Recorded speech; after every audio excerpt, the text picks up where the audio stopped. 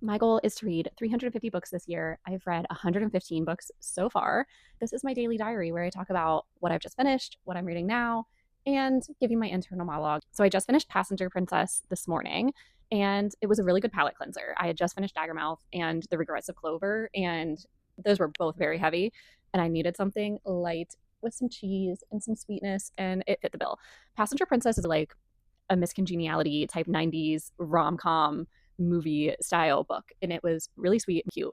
I don't feel like it's going to be something that sticks with me for a long time, but it definitely fit the bill of being a really solid palate cleanser. It follows Ava, who entered the Miss Americana pageant on a whim and ended up winning the whole thing. Now she's touring the country and spotlighting women owned businesses as part of her reign in her year of being Miss Americana. And the pageant ends up hiring her a bodyguard who is there for her safety because she's received some death threats, but also just to keep her in line because she's very hard to control. She is a very strong, independent woman who speaks her mind and doesn't necessarily uphold all of the sit up and sit pretty, don't talk type of old school conservative ideals that the pageant has. The MMC, Jamie, he was very swoon worthy and had all of like the grumpiness and protectiveness that I love in an MMC. So I finished that and I went in and started reading another dystopian romance. I just love Daggermouth so much. I'm trying to like replicate that feeling.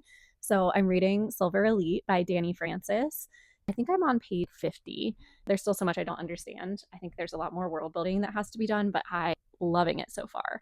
The premise is that Ren is a mod. We're in this dystopian post apocalyptic world where many of the continents now are like underwater. The world has kind of been destroyed, and you have primes who are like normal humans, and then mods who are like modified humans, and they have special powers like telepathy. Ren is a mod, but mods, they are killed if they are outed because the general who is in charge, he is very pro prime, anti mod.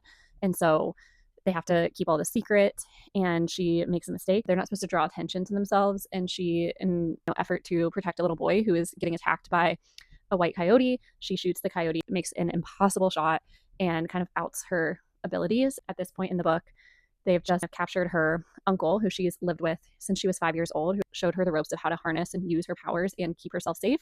They've captured him and scheduled him for an execution, and she's trying to save him. At some point, there is a romantic element that comes in.